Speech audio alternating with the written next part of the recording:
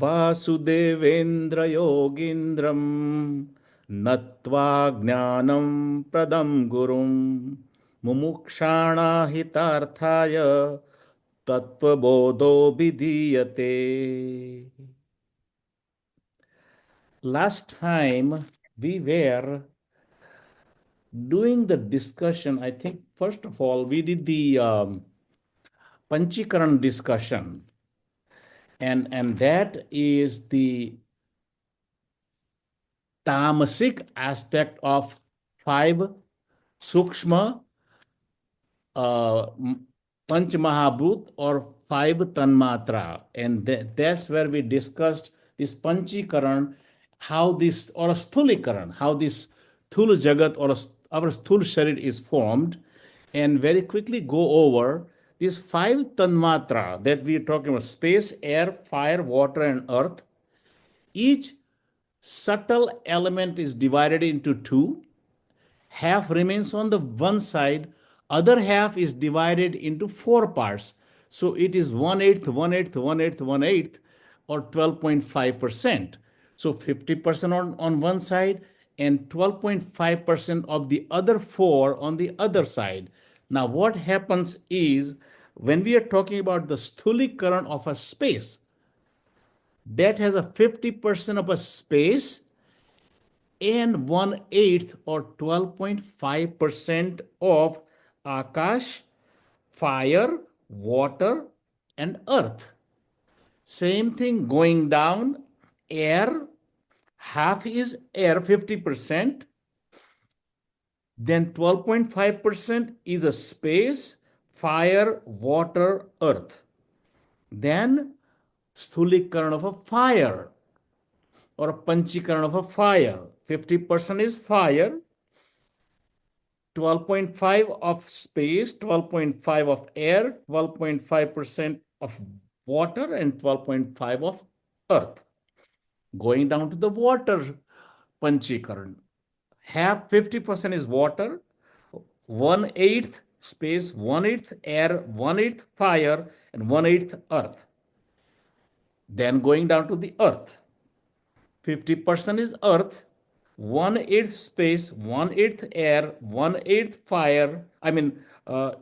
Fire, and 1/8 is water. This is Panchikaran. So this is how, now from this sthul aspect of Jagat comes into existence, as well as our sthul sharir comes into existence. So that is the first principle. The sthul part of the Jagat. Jagat, as I mentioned you earlier, if you look at the Jagat, what is Jagat? We are part of the Jagat. Jagat has a sthul aspect and a subtle aspect. Or the sthul also say that is insentient. Insentient means something that is not, that has no spirit. Sentient, and sentient part is the jivatma part and the brahman part. So, and in the sentient part comes the vanaspati jagat, prani jagat, uh, uh, and manusha jagat. We are all part. So everything else is brahmand. Now, first we said that our sthul sharir and sthul jagat is the same. So this aikya. Now this is a sthul drashti or a pratyaksha. Our body we are able to see as a pratyaksha, and a sthul part of the jagat we are able to see pratyaksha drashti. Like, the mountain, the water, and all this, or a fire, actually we see the fire. This is a pratyaksha. So that is a sthul drashti, gross body. And that is Jagat, which is made up of these uh, grossified five elements.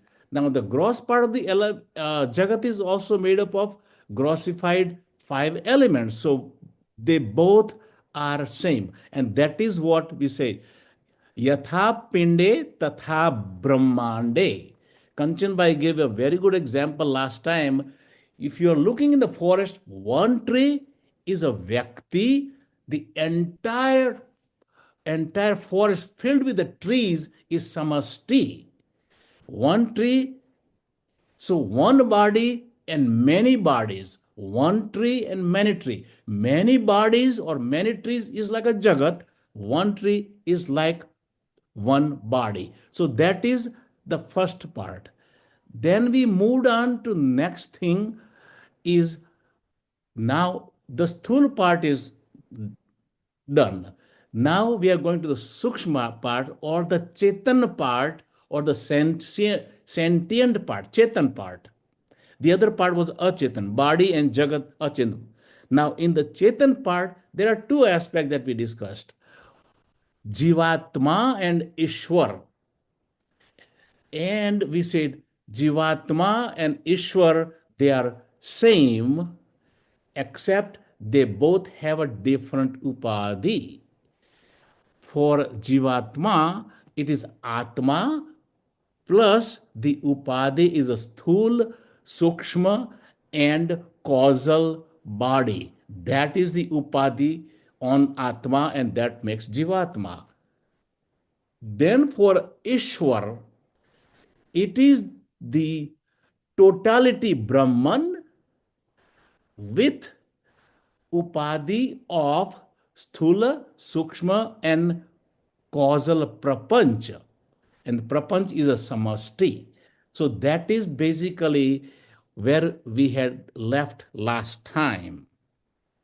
So both of them, they have, one is has atma, jivatma, and one has a brahman. They both actually are same. When we are referring to an individual atma, we are calling that as an atma. When we are referring to a totality atma, we call that as a brahman. So from a tattvic point, they both are same. So Jivatma is same as Paramatma or Ishwar, and that is called a Sukshma Drashti, Paroksha Drashti. This is Upadhi Grast Atma or Upadhi Grast Brahman. So this is a second portion that we had discussed. Now, somebody says, how could the Jivatma and Paramatma be same? Jivatma is Ahankar, Paramatma is Nirahankar or Ishwar. Jivatma is Alpagnya, Alpavyapta. Ishwar is omnipotent, omnipresent, omniscient. We say Jivatma is Maya Das, Ishwar is Maya Pati, and Jivatma is predominantly tamasic, Ishwar is predominantly sattvic. But then again, this is from the Upadhi viewpoint. If you remove the Upadhi at the tattvic level, both are same. So, and I think we've also took into the consideration the Vachyartha or Shabdartha on one side, and that is the relative view versus Bhavarth, Tattvarth, or Laksharth, and that is a real view. So, relative and real. Somebody will say, I am fat. Now, the Shabdarth means I am fat, but in real sense, if you look at Lakshat, this is because of the Upadhi. You have to say, my body is fat, not I am fat, and that is, the difference.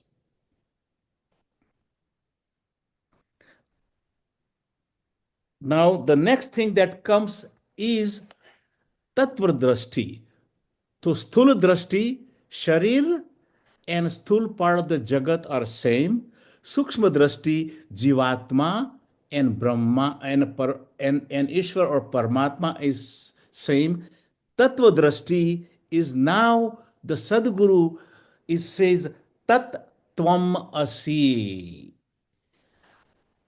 In the Upanishads, there are four Mahavakyas, and I'm sure we have gone through these four Mahavakyas before, but very quickly I'll mention because the Tattvam Asi is one of the Mahavakyas of Upanishads. The first one is Pragnanam Brahma. That is the Vyakya of Brahma. Chaitanya is Brahma Che. That is number one. And it's a lakshan, or the qualification. Then second one is Tat Tvam Asi, that thou art. Tej tu che. Upadesh Vakya, Ayam Atma Brahma.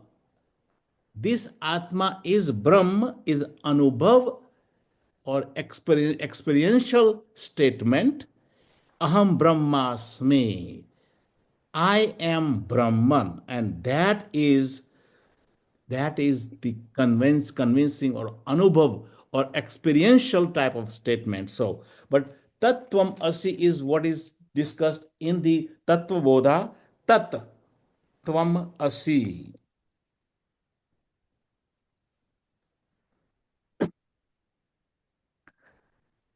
Tat is te. Tvam is tu, and Asi che. So that thou art. That is basically where we are. Tat is Ishwar, or actually Brahman. Tvam is Jivatma, and Asi is same. So one is Vachyarth and Laksharth. Now, Tvam Padarth.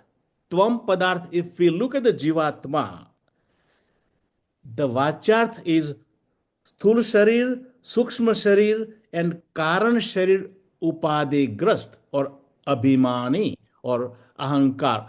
Wrong identification of Sthul, Sukshma, and causal body is Jivatma, but its Laksharth or Tatparth is you are Shuddha Chaitanya, because there is Atma and there is Upadi. So Upadi is a separating factor, Atma is the same. Now that is Tvam part. Tat part. Tat is Ishwar. Svarcharth is Brahman plus Sthula, Sukshma, and causal prapanch, and that is the Vachyarth or Upadi Grast Brahman. Now, Brahman without Upadi, Laksharth, is Shuddha Chaitanya. So both Jivatma and Ishwar or Paramatma, what we want to call, they are both, as far as the Laksharth or the implied meaning or the real meaning is concerned, on a relative basis, they both look different, they sound different, but in a real sense, they both are same. A very good example now of all these three things.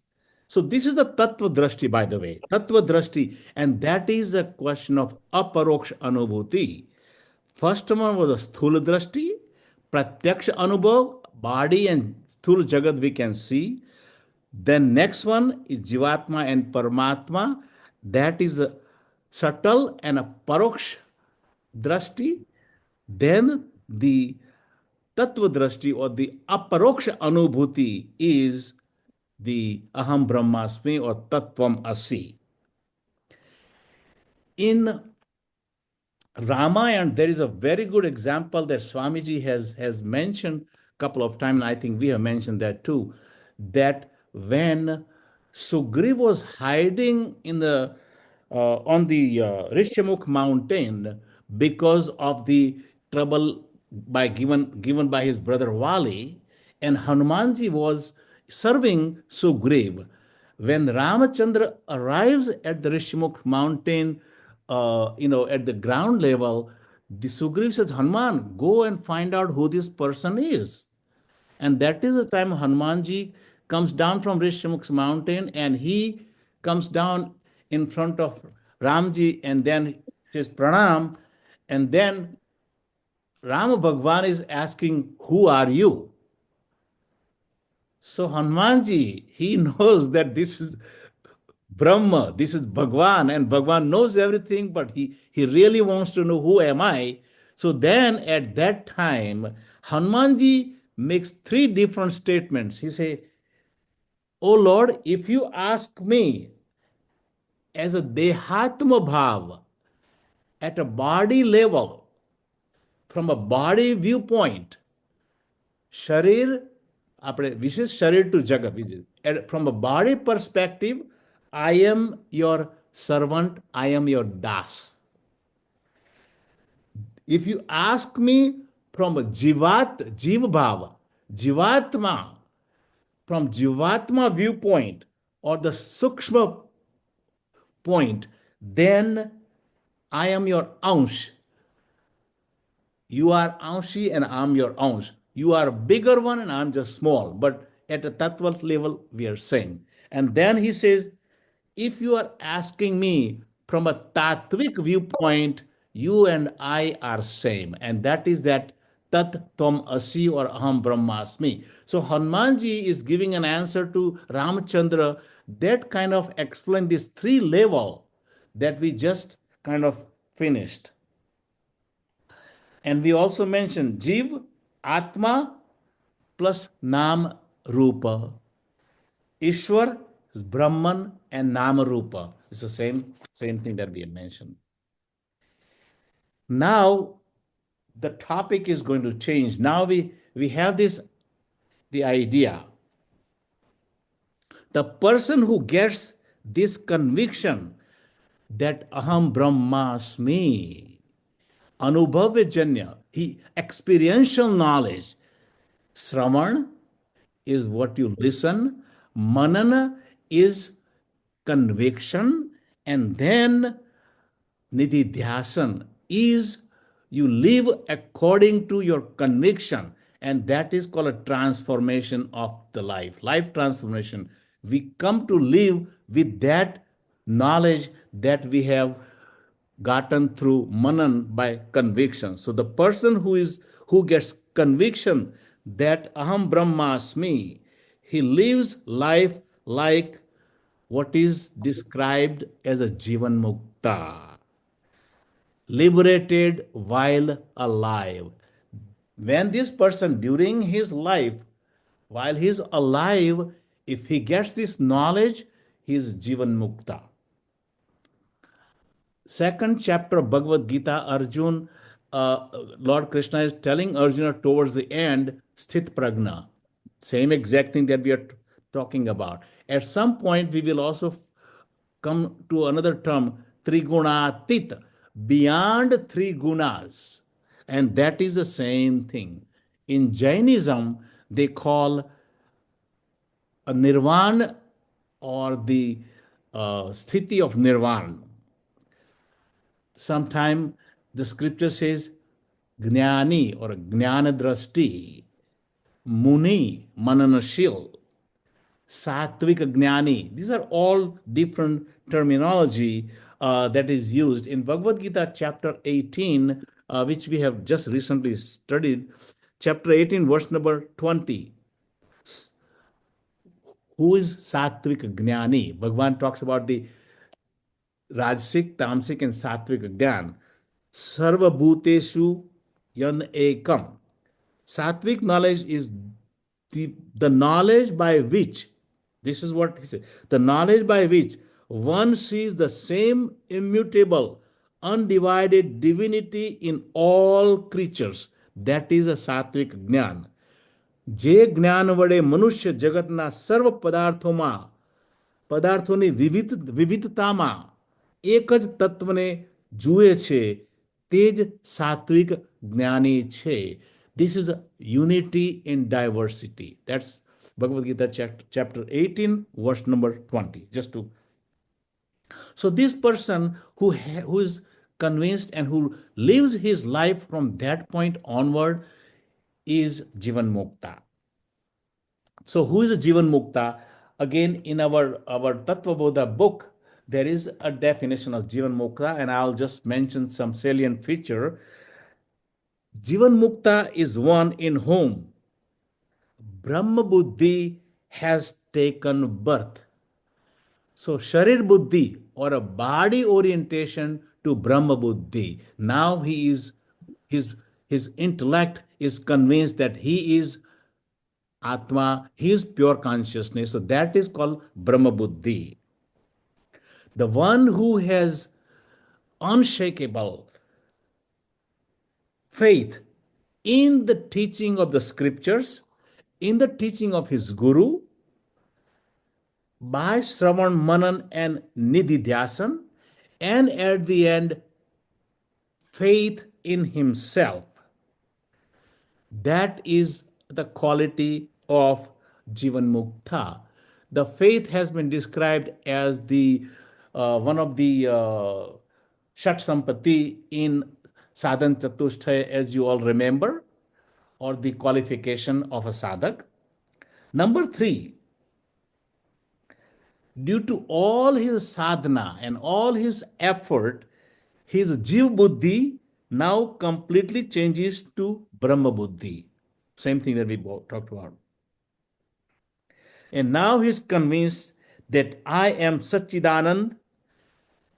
That is one part. But he is also convinced everything around me is an expression of Satchidanand. By that, what happens? Now he loves everybody. There is no hatred. He respects everybody. There is a humility. And that is how the Jivat or Jivan Mukta is living. The next question in this is again on the Jivan Mukta.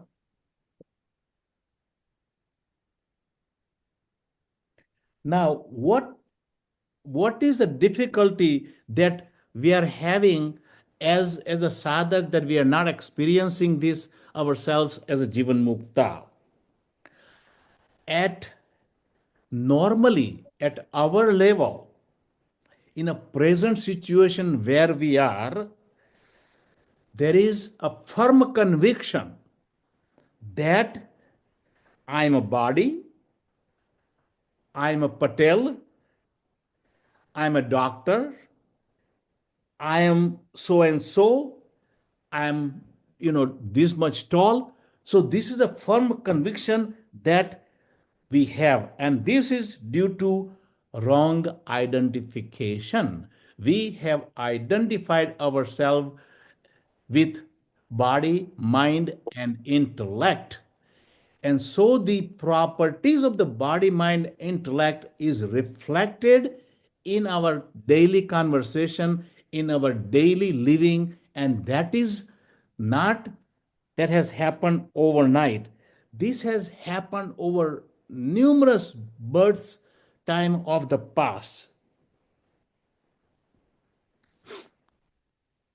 Now, Jivan Mukta, how does he think? He is firmly convinced that I am not the body, I am not the Brahman, Kshatriya, Shudra, or Vaishya. I am a Sangha. I am unattached to this body, mind, and intellect. They are just the equipments. I am, he is also convinced that I am Satchidanand Swarup. He is also convinced that I am the light of the lights. I am the light of consciousness. He is also convinced I am inner controller or antaryami. Chidakash, Chidabhas, as we mentioned earlier. In Bhagavad Gita is also, and this is what he's convinced that aklidya, one cannot be wet, ashosha, one cannot be dried, adahya, one cannot be burned, achidya, one cannot be cut.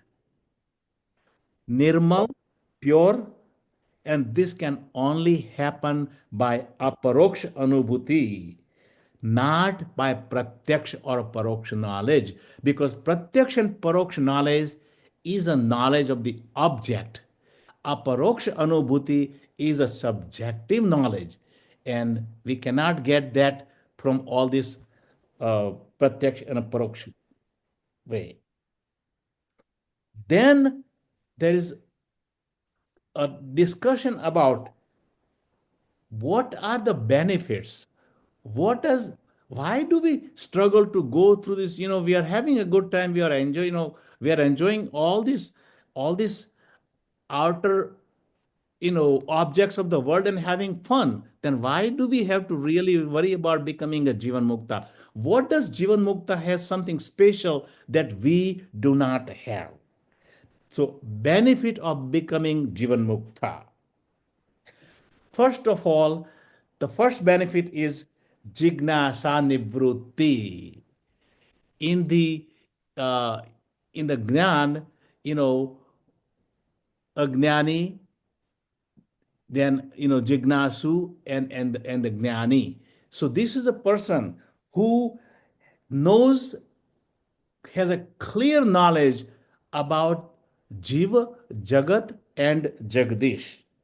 So his curiosity is completely ending. He does not have any more questions, any more doubts about who he is. Once he's in the Satchidananda Swarup, the benefit number two, Ananda Prapti, he gets this inner joy, the joy that is never ending, joy that is not conditioned by any of the outer objects. His joy is not because of, his joy is in spite of. In spite of any situation, his joy is always there.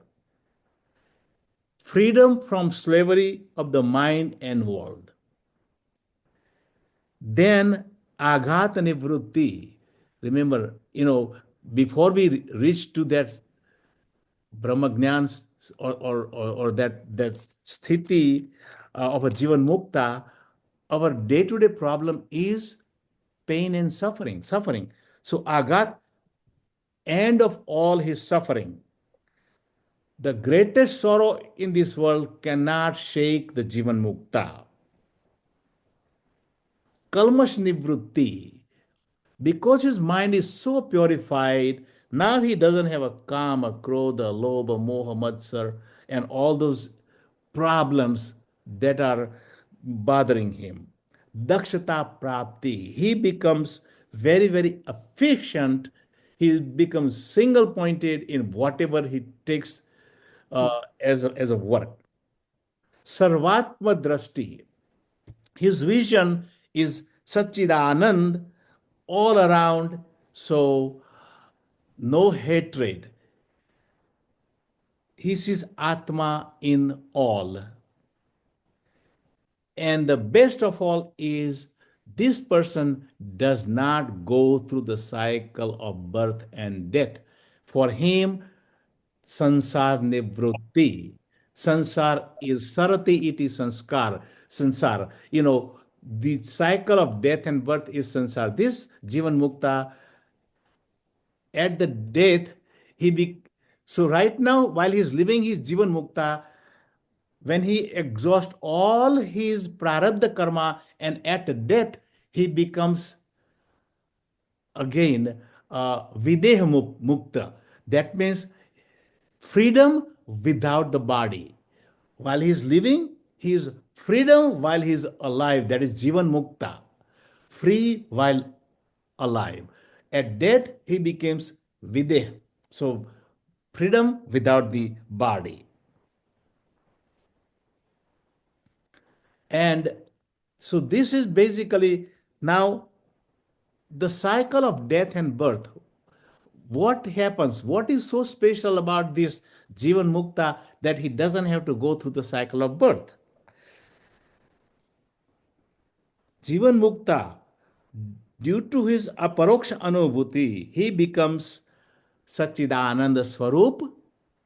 He lives as a Satchidananda Swarup, Aham Brahmasmi, and he gets a freedom from a karma bandhan.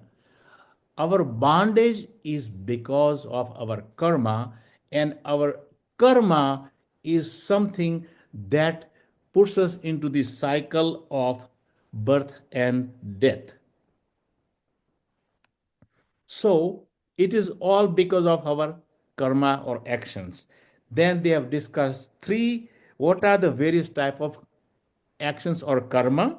Three types has been discussed: agami, sanchit, and prarabdha karma.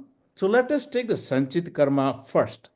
Sanchit karma is all accumulated karma.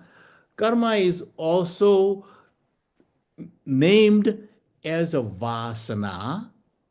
It is also named as a chitta mala. This is all various name of the karma. So all our prior lives, the accumulated karmas that we have bank balance of, is called the sanchit karma, or total karmic load, or total karmic bank balance that we are born with.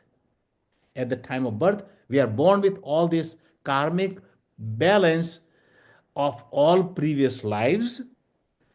Now, this particular life has been given to us to exhaust the fixed number of karmas, and that is called a prarabdha karma. That karma for which we are born in this life and we are going to be exhausting in this life.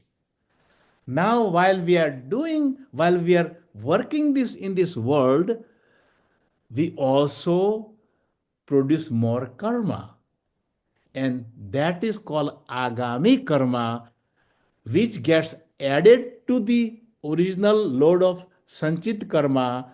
And if we don't work in a proper attitude, we while we are exhausting our karma, what is called a prarabdha karma, we also are going to generate more karma, and those are called agami karma. Agami karma is this karma that is going to be added into the sanchit, that is going to take us further down. Now, the karma is basically attached to the jivatma, or the yes. So what happens is, when the person is completely, he has identified himself as a Sachidanand Swarup, that person, whatever he does, he is not doing as his Prakruti level.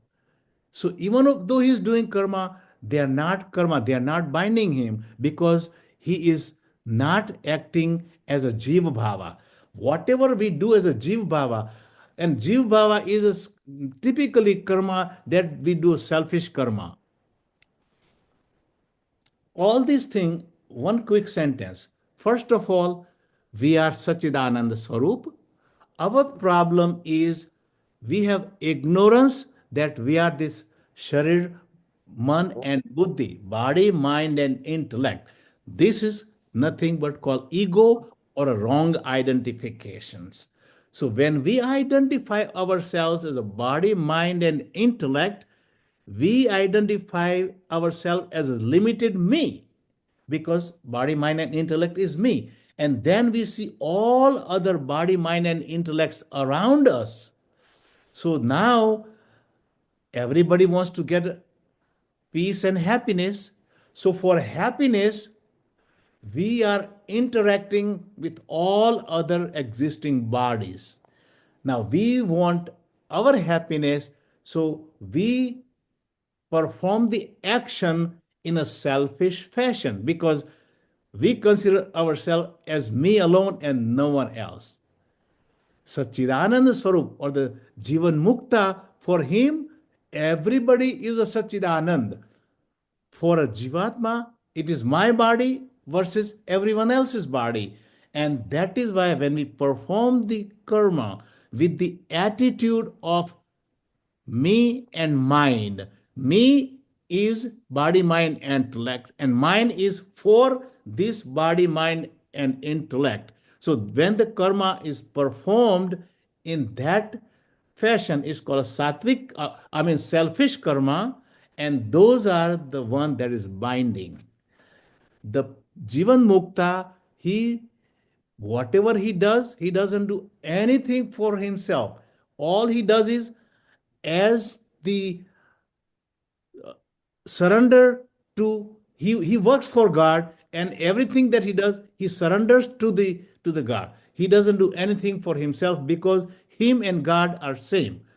Aham Brahmasmi. So that is why none of these karmas are binding him.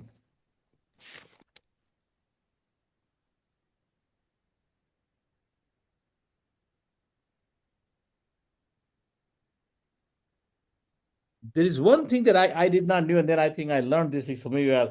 This person who is Jivan Mukta, they say that from the time he becomes self-realized while living, all his sanchit karma dries up or burns, because now those karmas were attached to his prakriti. He's not living at the prakriti level, so they all dry up. Now, the karma that is called prarabdha karma, for which he has to, no matter what, he has to exhaust those prarabdha karma. So for the remaining life, he will continue to exhaust his prarabdha karma.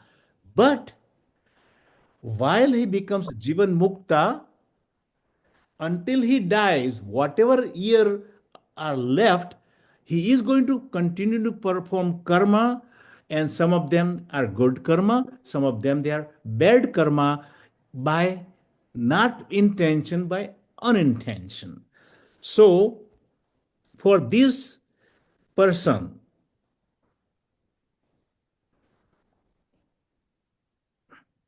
so those karma that he does, but it does not get accumulated in his file, because he doesn't have a file anymore.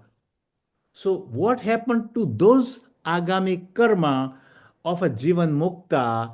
And this is something that Tattva Gnan has described, that that person, jivan mukta, all his good karma or punya karma, it goes to the person who serves him, who prays him, who renders his services to this Jivan Mukta, his good karma.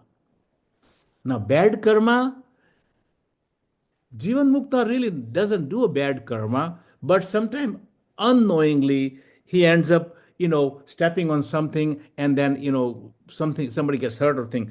So, Papa karma. So, if there is any Papa karma of this Jivan Mukta, where what happened to those agami papa karma of a jivan mukta, and they say it goes to somebody who really criticizes him, who really hurts him, who really does not serve him, even though it looks like that he's serving him. That pap karma goes to, so those people. And that's something that I learned from this, uh, towards the end, about the agami karma of the jivan mukta after he becomes self-realized until he dies. Those karma, what happens to, and this explanation, something that I did not knew, which I found out from here.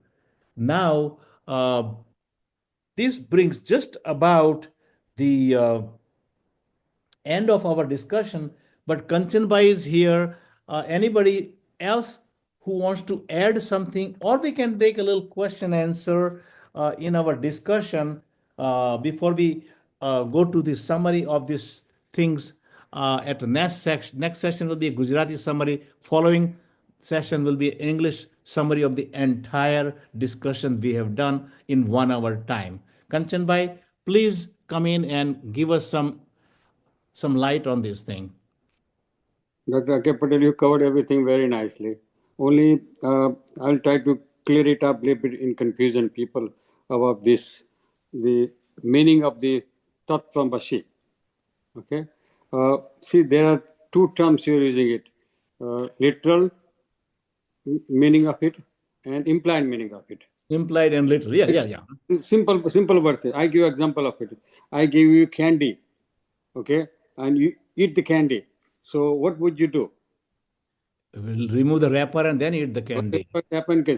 My giving to you candy, it means you have to throw away something and take the real meaning out of it.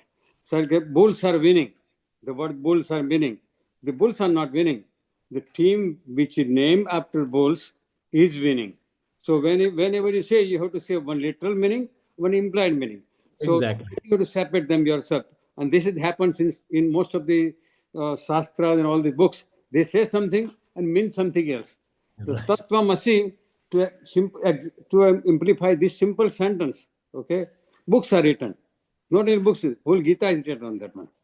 If you have probably mentioned it before, the Tat, Tvamasi, the three parts are there. Tat, Tvam. The Tvam part is described in first 6 chapters. Who you are. That is Yes. that's what he's trying to tell us, who we are.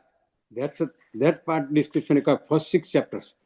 And that part, who is God, who is the real supreme reality, that is explained next to 3 chapters, 6 chapters. And 7 through then, 12. right? And then to explain, to connect them together, Tat and Tam, to make it one. From 13 to 18 chapter, that description comes in. So simple to explain this simple 3 words, whole Gita was written. Whole Gita. And so the comes down to person who realizes this one becomes Jivan Mukta. Now how do you describe Jivan Mukta? We can't describe it. Actually, practically, it's not describable. That's why you have to realize it. So to meditate upon this tattvamas factor, or to become realized, or who you are the real Satchidananda. There are so many books are written, right? And one of the most common thing to meditate upon will be Nirvana Satkam. Just read that 6 stanzas and tells you where to go, where you are. And in Vivek Sudhamani, if you see the 10 verses come to 58 to the 60, Jati Niti Kul Gotra Durgam, Nam Rupa Guna Dosha Varjitam, Desha Kala Vesyati Vartiyada, Brahma Tattvamasi Bhava Atmani. You are that Tattvamasi.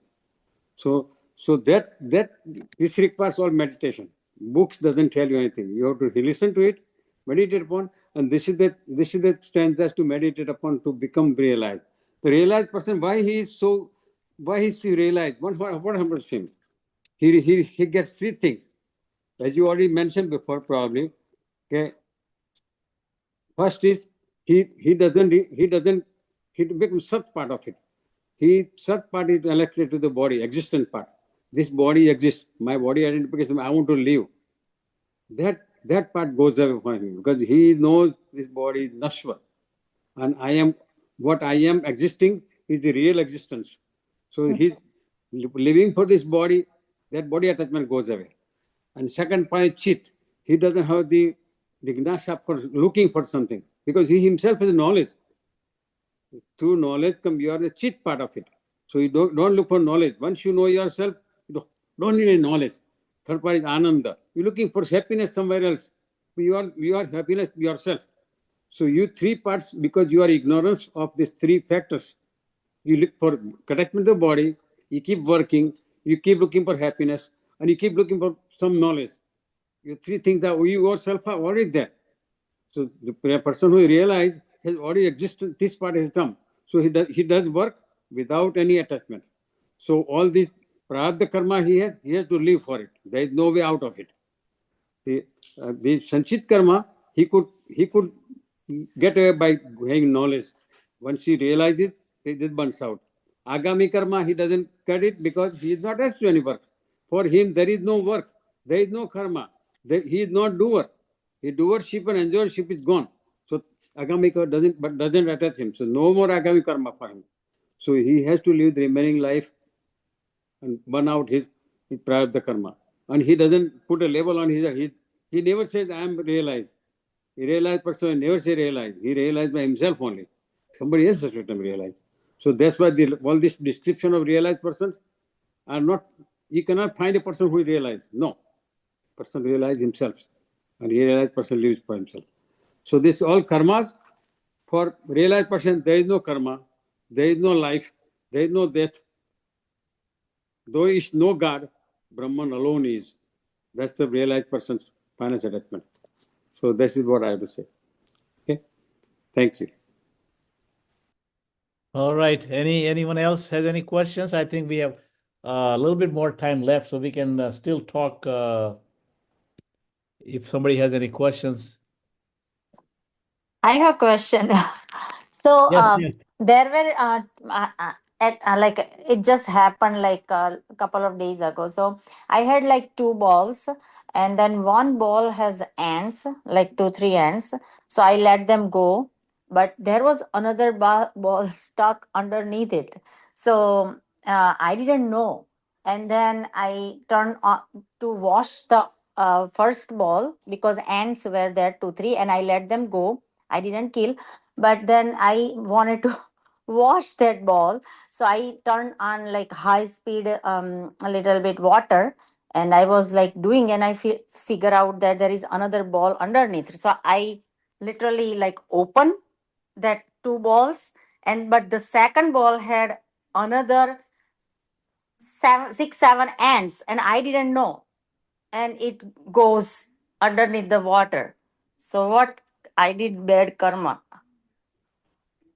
Kanchan bhai. No.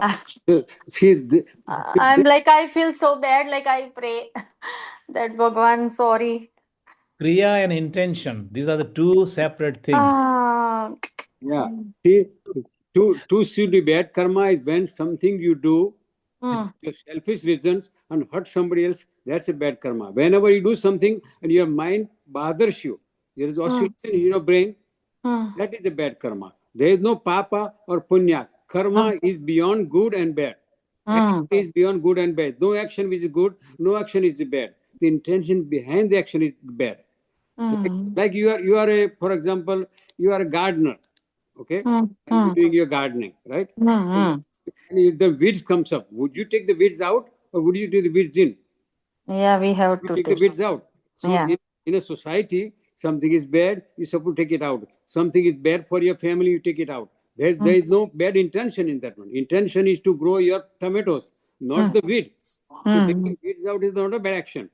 mm, Action is beyond good or bad. Your action is for your family or for yourself is good or bad. It doesn't bother you. If you do somebody's harm, that mm. is creates your turbulence. That creates your papa.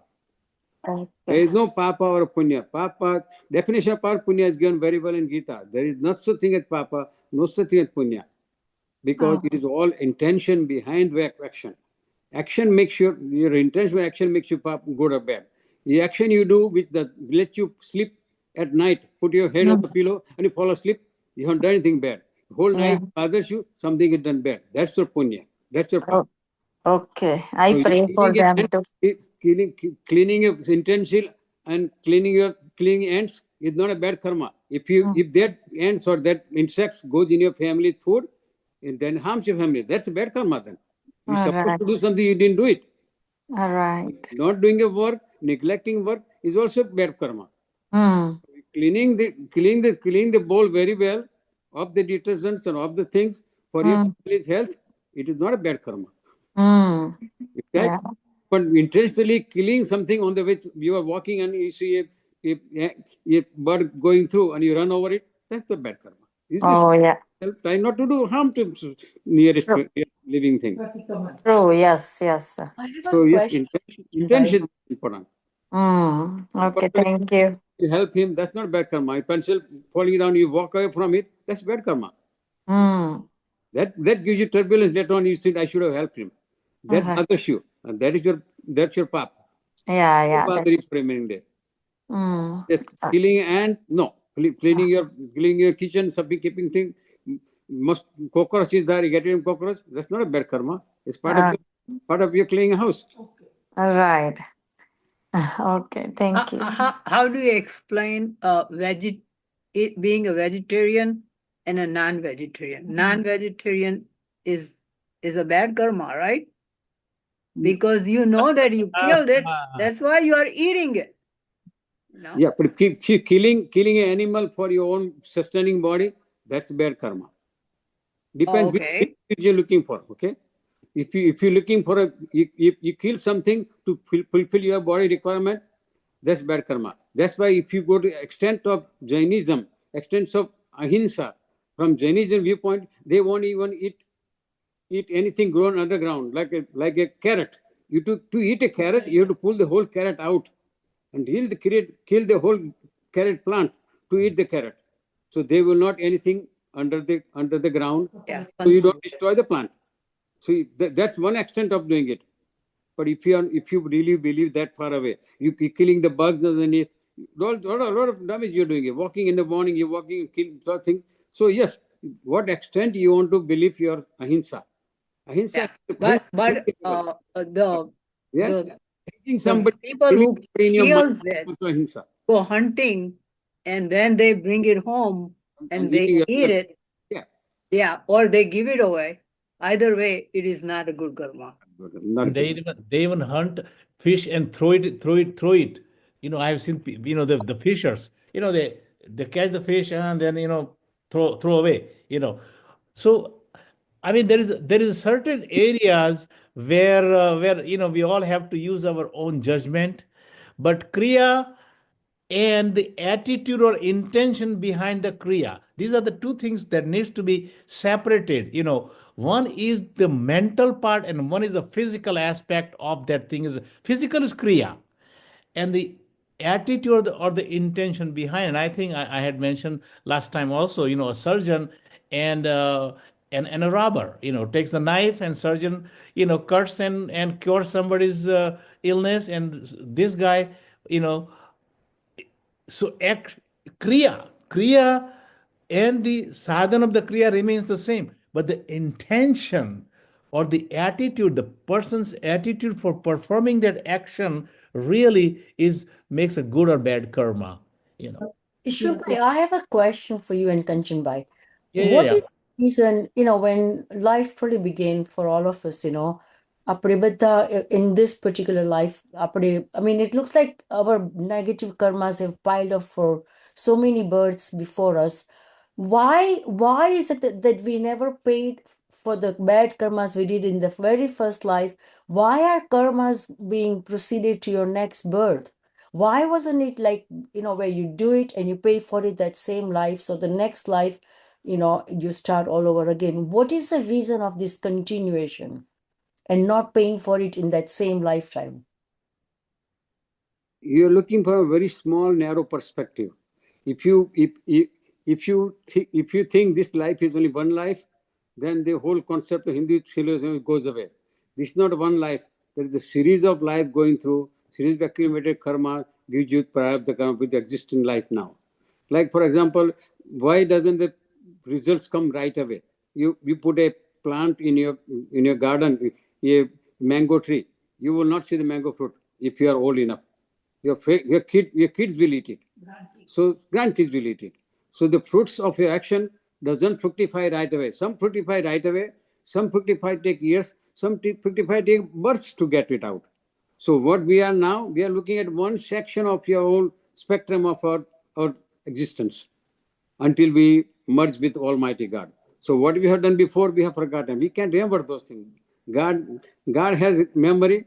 We do not have memory. In chapter 4, it says, Arjun, you don't remember your birth. I do.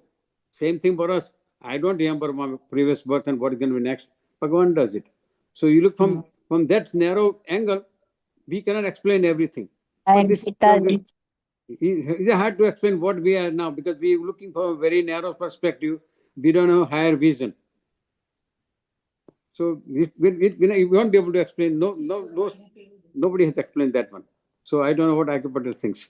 Go ahead, So Akapatil. basically, I think what you're talking about is the karmas. The Manusha Janma is only Bhog Yoni and Yoga Yoni.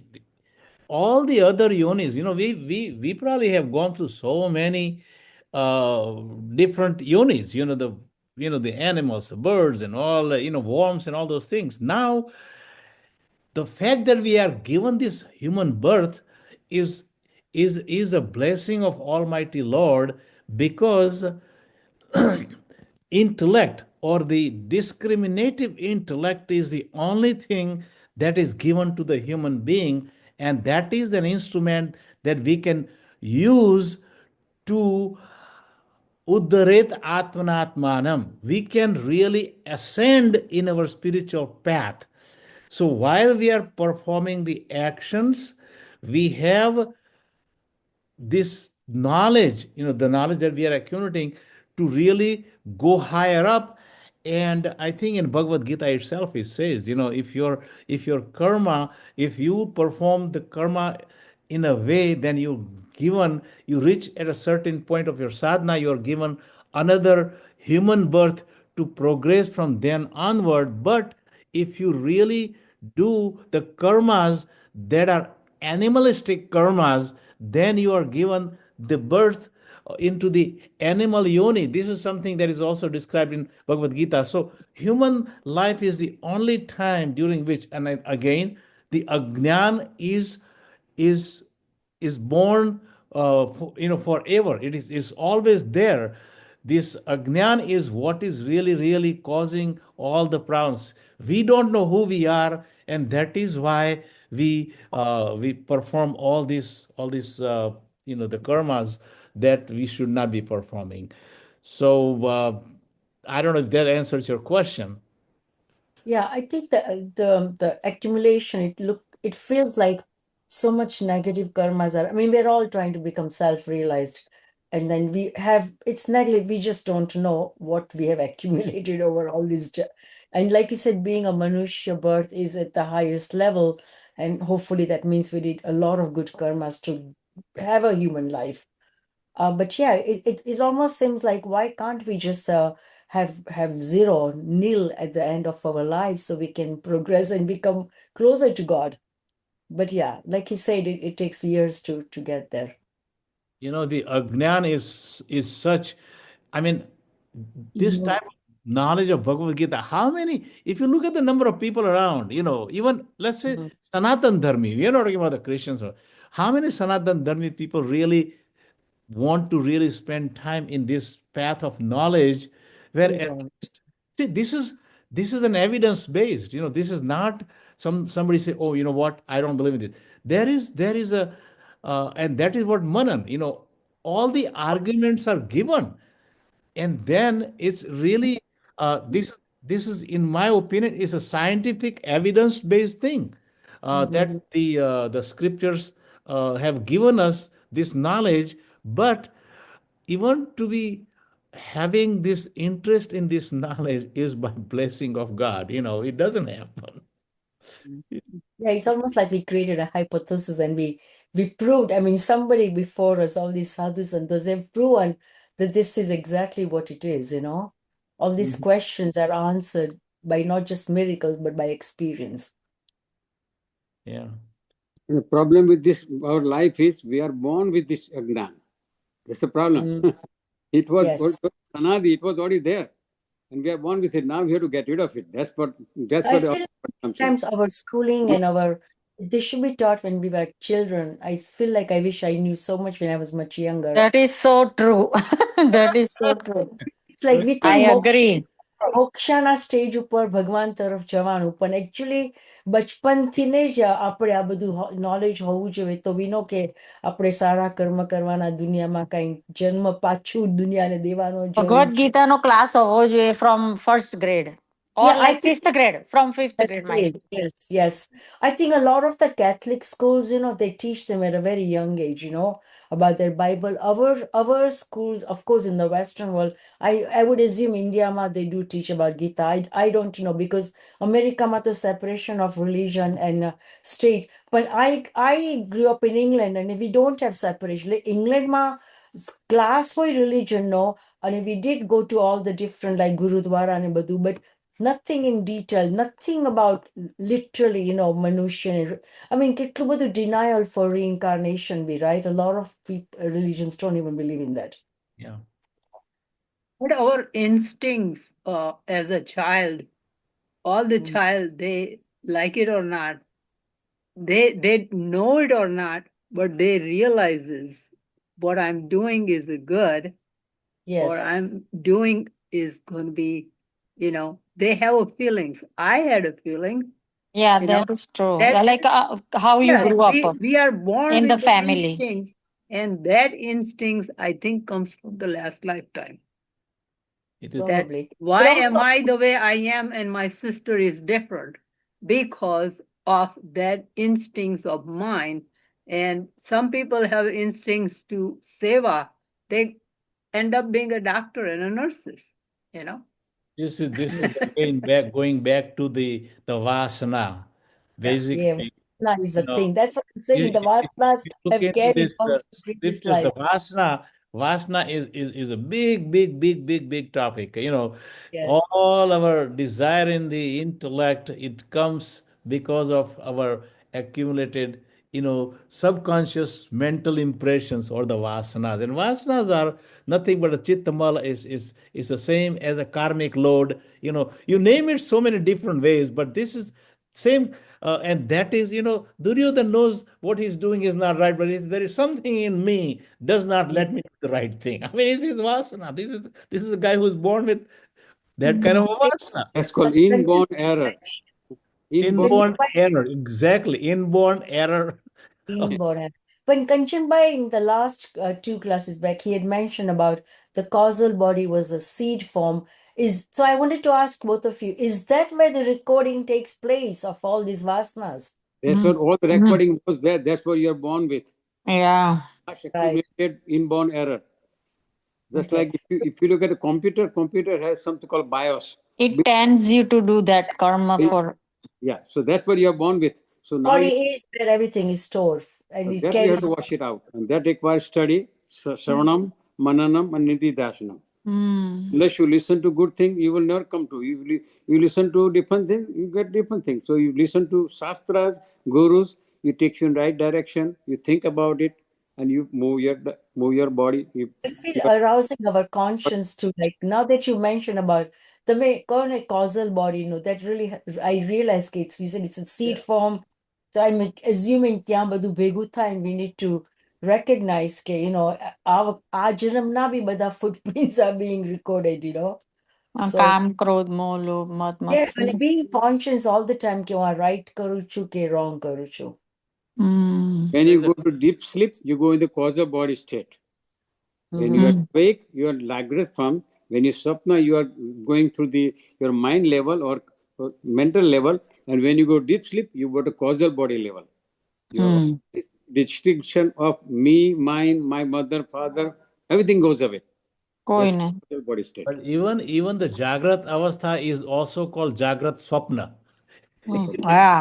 If you look at Jagrat- a Vedantic viewpoint, this is my brother, this is my sister. It's Jagrat Swapna, because you are looking at the transactional thing.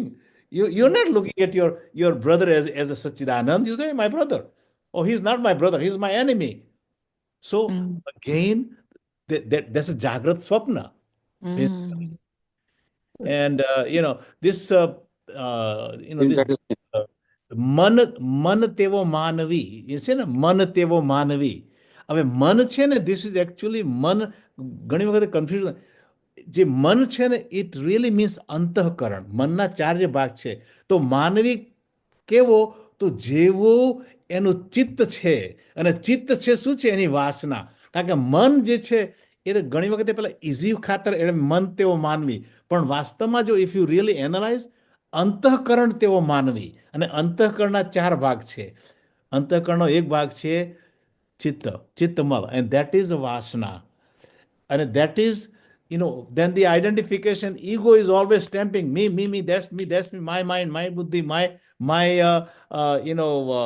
chitta. Yeah, So it's a my body, antakaran, right? My body, not my conscience. antakaran is the culprit, but we say mind જેવો મન તેવો માનવી. Mm. We make it kind of another વાચ્યાર્થ and a શબ્દાર્થ. So this is what it is. Candy ખાધી કે પણ કેન્ડીનું wrapper કાઢવાનું તો એમાં કોઈએ કહ્યું નહોતું, છતાં it implied meaning, that is what it implies. So when we say મન તેવો માનવી, all the four components of the subconscious, or the the antakaran are taken in one word as a man tevo manvi. Anyway, I think we have we had a good time. It was a good. I Thank think Yeah, we you. are it's Thank you fun. still so much. confused and That's good. learning from you guys, but All right. Hasmukh uncle, Jai Shri Krishna. જય જય શ્રી શ્રી કૃષ્ણ. કૃષ્ણ. જય શ્રી કૃષ્ણ. જય શ્રી કૃષ્ણ. શું આપણે ભાઈ હવે તમે એ પ્રાર્થના બોલો. કરી અને છૂટા પડી અને નેક્સ્ટ ટાઈમ ગુજરાતીની અંદર આપણે એની સમરી લઈશું. So please join us four Gujarati summary of this entire thing. We will try to cover it as much as Hemant has a question. Did you hear that, Ishwarbai? હા. Hemant, ઓ Hemantbhai, sorry, go ahead. It's a mute. He's in the mute. Hemant, you are muted. You are muted. Hemantbhai. Yeah, he's muted. Mute.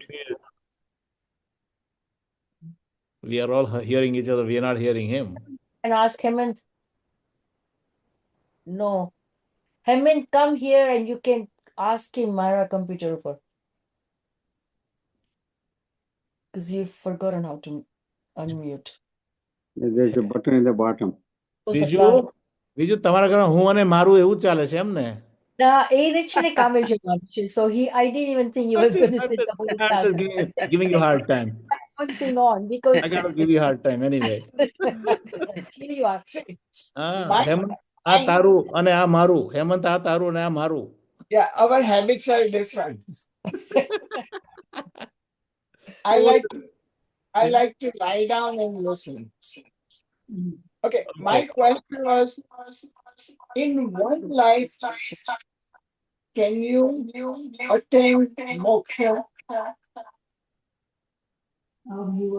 My answer is yes, but it has to be the intensity of the sadhana. Kanchan bhai, what is your answer? Yeah, Bhagwan Ram Maharshi realized in one life, without education, Ramakrishna Paramhans realized. So, but you have Vivekanand. Vivekanand is such a short your previous age. birth have already given you motion. You already reached to the point that you are just ready to fructify the flower. The fruit has already ripened. Now it's going to fall off. So you have to be ripened fruit from your sadhana and your spiritual maturity that you're ready to fall off. It's not as easy. Ready to fall off, right? And So if you are not ready to fall off, you have not made enough maturity, you will not attain in this life. So you have to go slowly, progress to the point that you are ready, God will take you. It's God, now, basically. just a question to that. If you get the right guru at the right time, I feel it can be done in one life. Of course. It is, yes, possible. It is possible. You know, the only thing is, let me tell you, this one life is what it means. You are on a path of sadhana. You reach to certain level. Now, next time you get a human birth and you say, okay, in this life, I really realized, or I become self-realized. But that was a continuation process from all previous human birth that has culminated in this particular life. But you only know this life. You see what I'm trying to say? Okay. Right, got it. You have to understand the limitation of Guru. Guru only points you to the direction. You got to walk yourself. Guru cannot make you realize. Guru shows you how to get realized. It's up to your own action to realize. Guru will never give you something you realize. No. Guru will show Your you. effort, right? Effort is Yes. ours. Guru will only take you up to certain point. Then jump is yours. Final jump is not Guru's. Guru will not push you himself and take you there. No. No Guru will do that too. Guru will help you. Guru will take you to a certain point. Final jump is yours only. It's a ladder.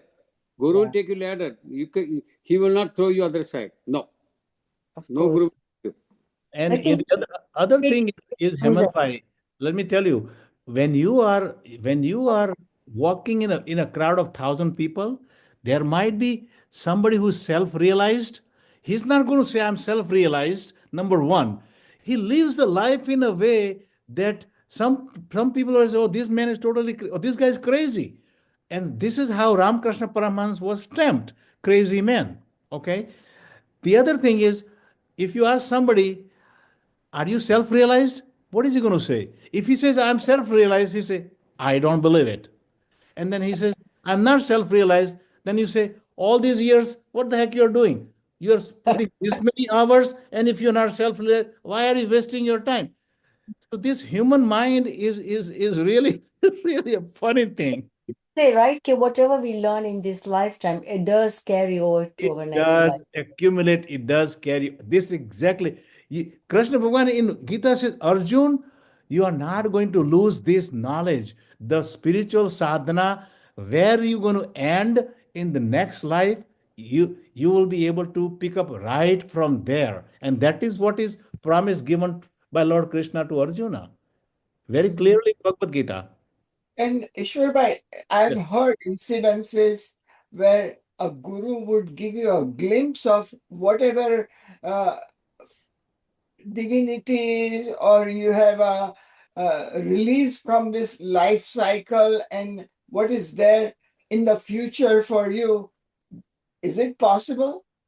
I mean, why are you asking all these things? You tell me, is it Exactly. possible?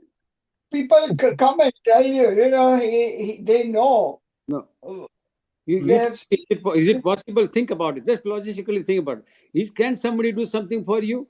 You have no. He give you knowledge, he give you direction, he gives you a point. Then ball comes in your court now. If you some guru tells you, I'm going to take you, realize you, don't believe that guru. No such guru exists. It doesn't make sense what you're saying, Anand. Okay. This is a pathway you have to go by yourself. એક જ આત્મા to merge, but then આત્મા merge થાય પણ તારો પહેલા clear કરીને, that's the only way you get to God. I don't think you're. Vivek Chudamani beautifully describes even the qualification of a guru. Guru has to have certain qualifications. If you read Vivek Chudamani, it will tell you the person who is qualified to be a guru. Anyways, because there are a lot of people wearing these saffron clothes and they say I'm guru. So we have to be very very careful. Lately, I think you cannot believe most. There are too many self-made gurus, put it like that, Good night. Yeah. Jai Shri Krishna. Jai Shri Krishna. जय श्री कृष्ण जय Shri Krishna Om Purnamadah Purnamidam Purnat Purnamudachyate Purnasya Purnamevaya Purnamevavashishyate. Hari Om. Hari Om. Sarvane Jai Shri Krishna. जय Thank Shri you. Krishna Thank you बधाई very much. Bye bye. Thank you. Thank you very